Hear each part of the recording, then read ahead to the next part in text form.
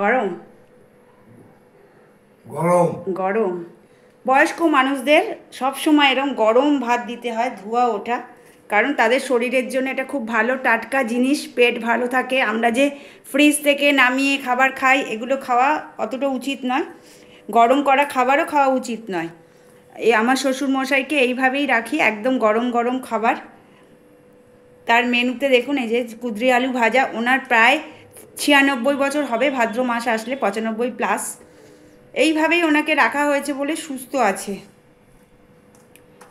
তার মেনুগুলো আজকে শেয়ার করি, চলুন। দুপুরের দেখুন না, এই টাটার একটা রড সল আছে, যেটা লাল রঙের হয়, নাহলে একটু ভেজে দিই ওনাকে নুন।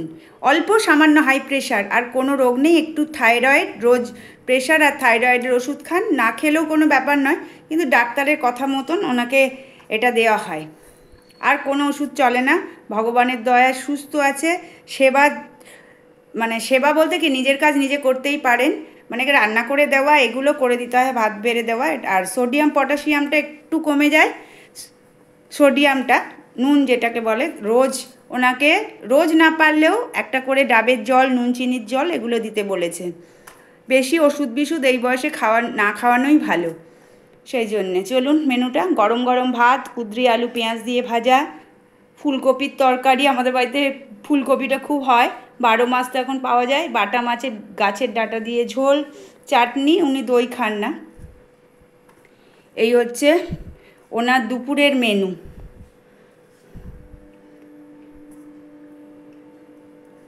আর ওনাকে একটু দাঁড়িয়ে থেকে খাওয়াই। আমার নিজের বাবা তো নেই, সেই জন্যে এই বাবাই এখন আমার কাছে নিজের বাবা। আর শ্বশুর তো নিজের বাবাই হয়। থাকতে থাকতে আর অনেক বছর ধরে একসাথে আছি, 29 বছর আমার বিবাহিত জীবন, একসাথে আছি।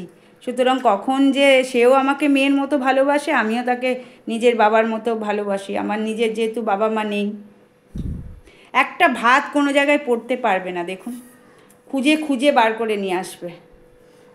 এই যে গাছ থেকে দেখুন আমার জন্য জামরুল পেড়ে রেখেছে, বলছে তুই খাবি, হাতে করে নিয়ে এসছে, ভাবুন।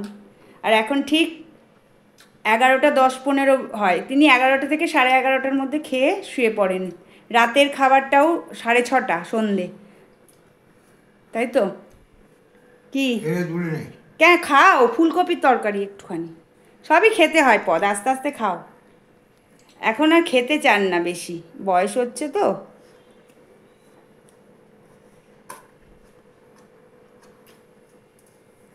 সুন্দর গুছিয়ে খান। দাঁত, আবার নতুন দাঁত উঠেছে আমার শ্বশুরমশাইয়ের।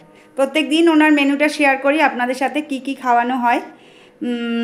দেখবেন, ওনাকে নিয়েই আমি ভিডিও বেশি করি। ওনারই, আমি নিজেকে দেখাতে পারি না, কারণ আমি নিজে ভিডিওটা করি। আর ওনাদের কাজটাই আমার ধর্ম, কর্ম সব বলতে পারেন এখন, সংসার ধর্ম বা এনাদের সেবা করার। আমি মনে করি এনাদের মধ্যেই আমার যা বয়স, ভগবানের সেবা করা উচিত, কিন্তু এখন এনাদের মধ্যেই ভগবান আছে। আর আমার আছে ছেলে মেয়ে তো আছেই, আর তার সাথে আরেকজন পোষ্য আছে, পিৎজা, তারও সেবা করতে হয়। এখনো এই তো হ্যাঁ, সব এঠো।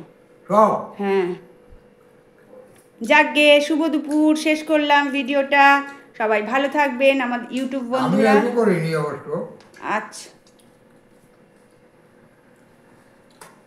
বৃষ্টির ওয়েদার দেখুন না কি অবস্থা, এই যে। আর চলুন, বাইরের ঘড়ির কাঁটাটাও আপনাদের দেখিয়ে দিই। এই যে আমার লোকনাথ বাবা, আর এই যে দেখুন কটা বাজে এখন। খেতে বসে গেছেন 11টা 20 মতো, 20ও হয়নি। শুভ দুপুর বলে শেষ করলাম ভিডিওটা, সবাই ভালো থাকবেন।